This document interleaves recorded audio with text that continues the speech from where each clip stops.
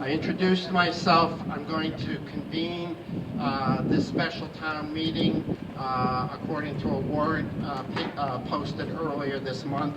We're going to follow normal rules. That sounds kind of, kind of out of line given that we're out here in the parking lot. But by and large, the rules that you're familiar with are what we exercise tonight. But I am going to read you one, not to. I don't want anybody to take it the wrong way, but one that I don't commonly either use or read to you, but it's very important tonight, and so bear with me for a moment.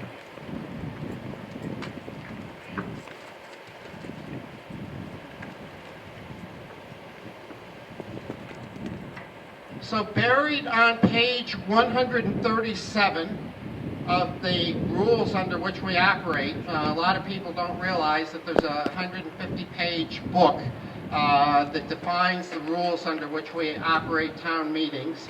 And it says this, and I'm quoting, I'm reading it verbatim from the book. No person is to speak without leave of the moderator. If a person, after warning from the moderator, persists in disorderly behavior, the moderator may order him to withdraw from the meeting, and if he does not withdraw, may order a constable or any other person to remove him and confine him in some convenient place until the meeting is adjourned. End quote.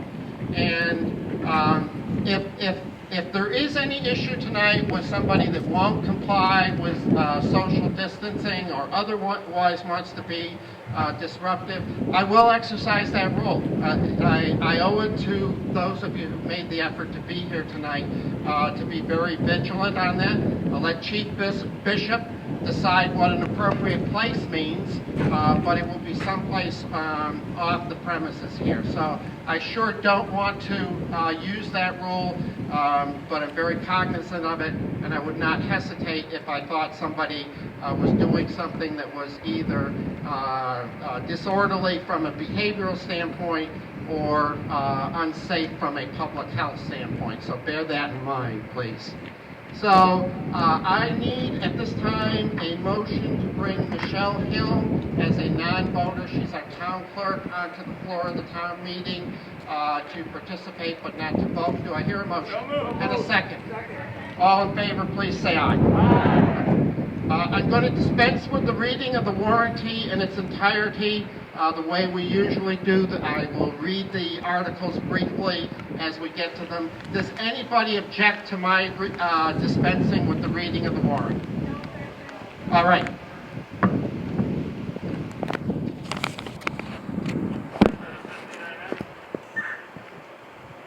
So, Article 1, to see if the town meeting will ratify and confirm the acceptance of a grant of easement from Congamon Heights Association Incorporated to the town of Southwick in accordance with the easement grant and plan of easement by the town of Southwick and its select board on file with the town clerk's office relative to maintaining Berkshire Avenue as currently constructed within said easement is granted to the town of Southwick or to take any other action relative thereto. Do I have a motion?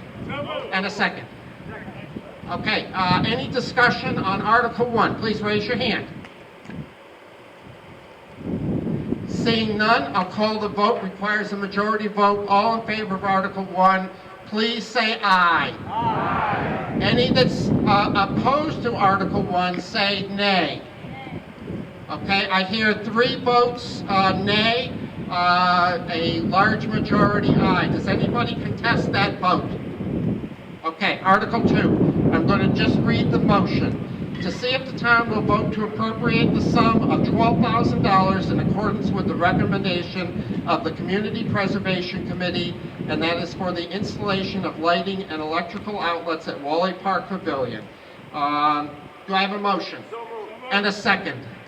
Okay, motion made and seconded. Any discussion on Article 2? Raise your hand if you wish to say anything. Seeing none, I'll call the vote. All in favor of Article 2, please say aye. Aye. And opposed, say no. I hear several people saying no, a large majority saying aye. Does anybody contest my finding of the vote? Article 2 is passed. Article 3, motion that the town appropriates $800,000 to pay costs of alum treatment for the lakes, including the payment of all costs incidental and related thereto, and that to meet this appropriation, $200,000 shall be transferred from available amounts in the Community Preservation General Unreserved Fund, and the treasurer, with the approval of the selectmen, is authorized to borrow $600,000 under and pursuant to Massachusetts General Laws, Chapter 44B, subsection 11, or pursuant to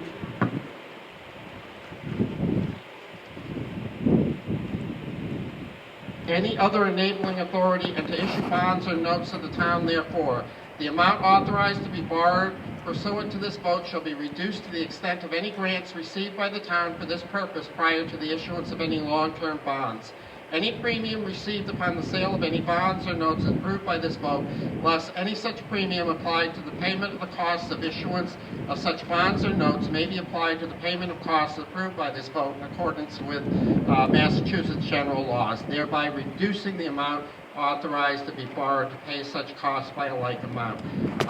Is there a motion? And a second. Motion made and seconded.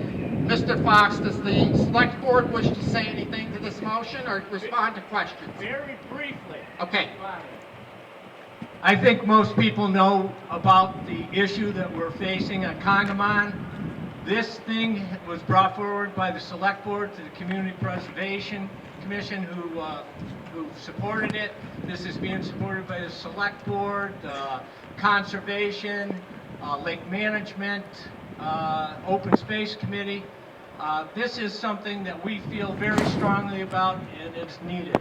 The reason why we're here tonight is that it needs to be done the first couple of weeks of April because of water temperature. So if there's any questions, we'll take the questions. We have experts here tonight to answer. So now raise your hand if you would like to speak to Article 3. Gentlemen, right down here.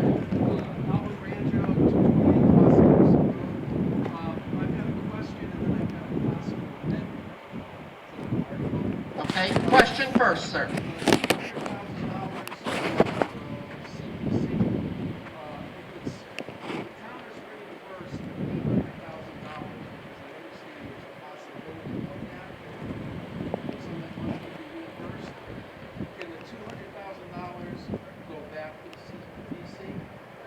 So let me repeat the question in case everybody didn't hear it. The question, Mr. Ranzo, and verify me, is that if the town were to be reimbursed for the $200,000, would that money revolve back to the CPC? Did I get it? Yes. Okay, Mr. Fox.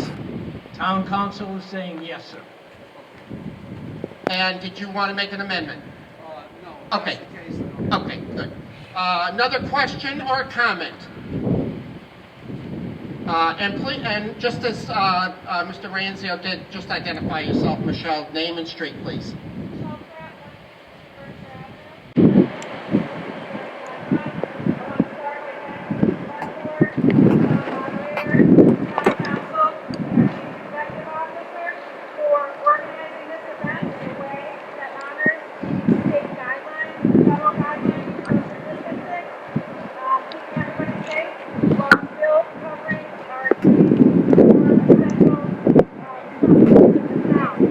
That we're not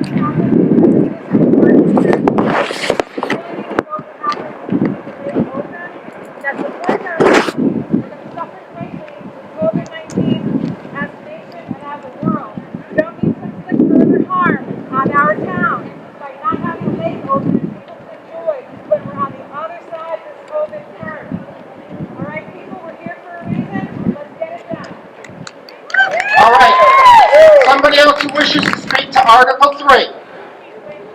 Gentleman down here in the green, if you could speak up as much as you can. Sure. Russ Plank, 2 Field Street.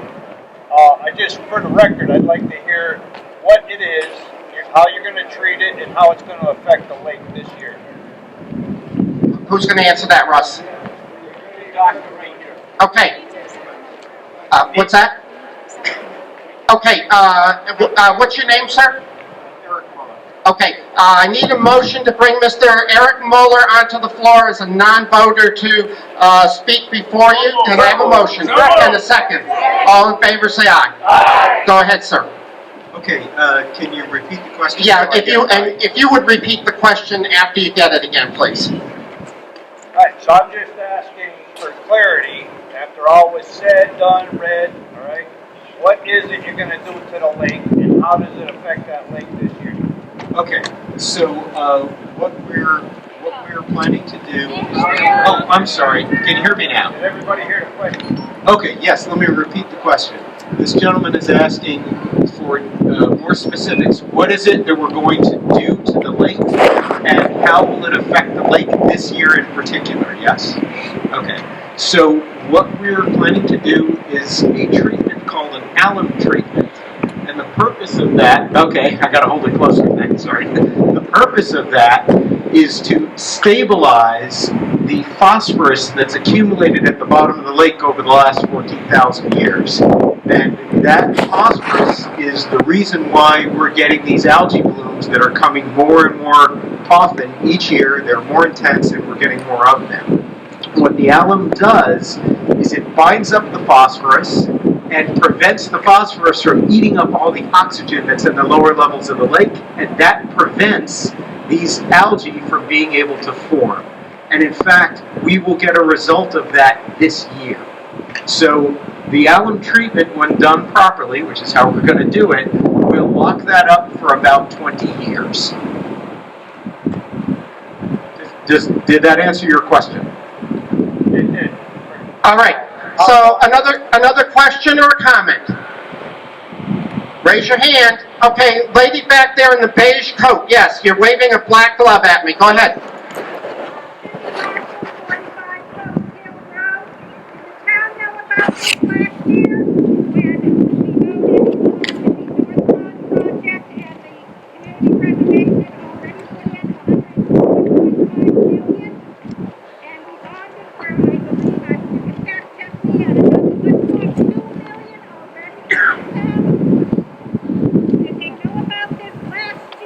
So, please repeat the question, Joe, because I can barely hear it up here. Did we know about it last year? Okay, the question is, did we know about it last year at the time the town meeting acquired the former King Beach property at a special town meeting? And who's going to take that, Russ?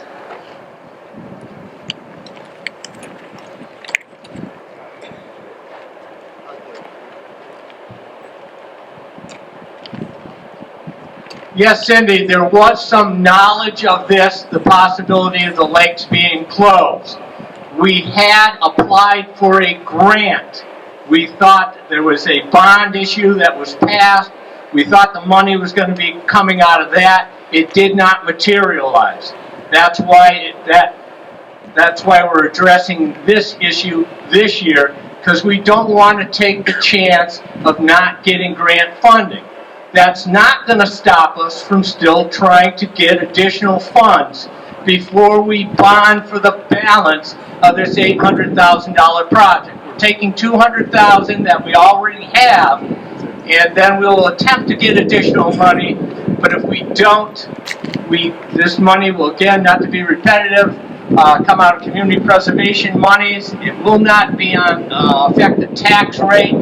It's already monies that's raised. So the answer to your question in short, yes, we were aware of this last year, the possibility. Other discussion, please raise your hand. I'm going to make sure that everybody that's wanted to speak has done so, and seeing no other hands, I'm going to go back to Mr. Pike. Well, it's a follow-up question. I wanted to find out, how does it affect the use of the lake this year? So the follow-up question is, how does it affect the use of the lakes this year? Is that correct, Russ? Correct. Yeah, thank you. So it won't adversely affect the use of the lakes during the time of the treatment. That doesn't even close the lake. It's just wherever the boat is. We don't want other boats around there because you'll just disturb what they're trying to do. But it does not reduce our ability to use the lake. It's immediately usable, and it's usable while they're even in the midst of the application. The application takes 3 to 4 weeks because they have to do it very carefully, making constant measurements as they go, as they move around the lake, starting in north, working their way to south. Did that answer your question? It did, and I know it has to.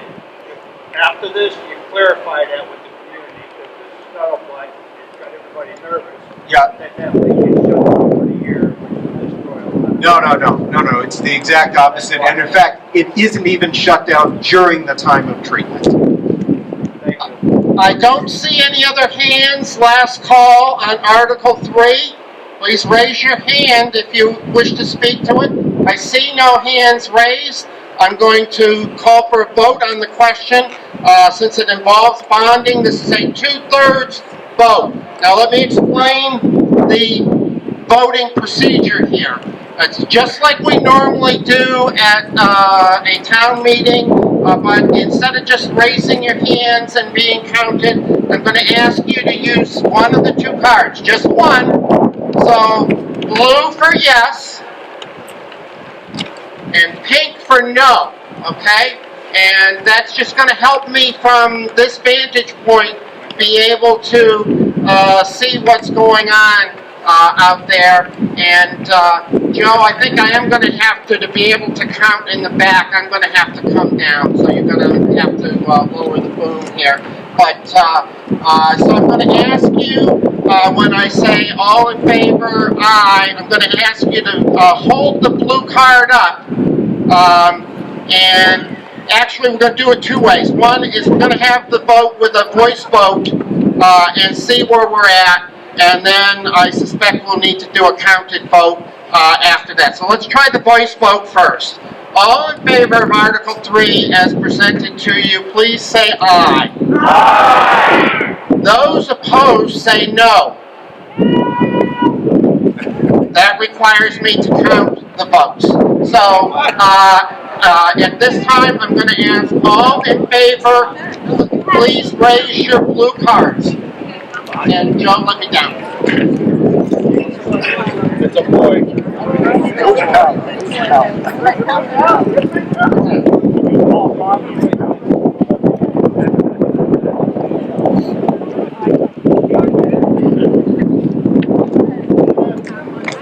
You got a right to say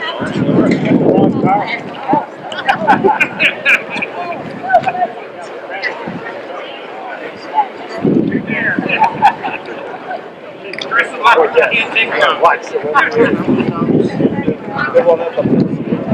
Okay, so put your cards down, please. It's always good to have advisors. So I'm going to ask those of you who wish to vote no to raise your cards and hold them there, and I will count those.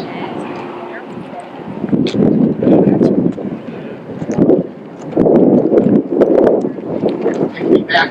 Oh. And how many?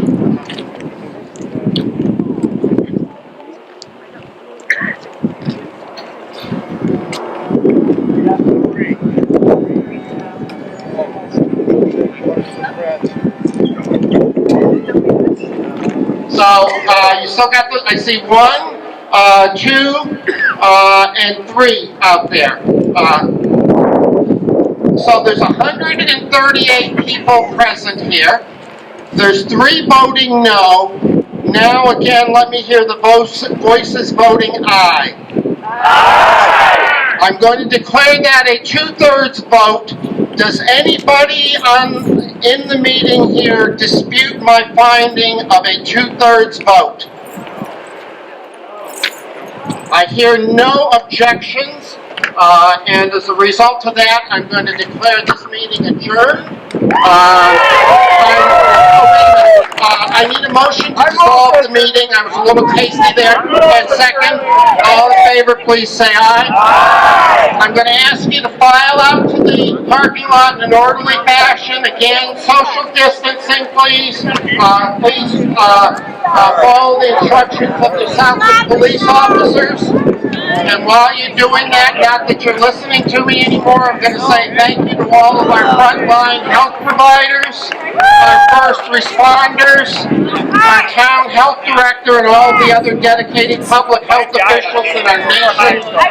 Special call out to Dr. Anthony Fauci, all of our town officials who made it possible to have this meeting tonight. Stay safe, stay healthy, and God bless.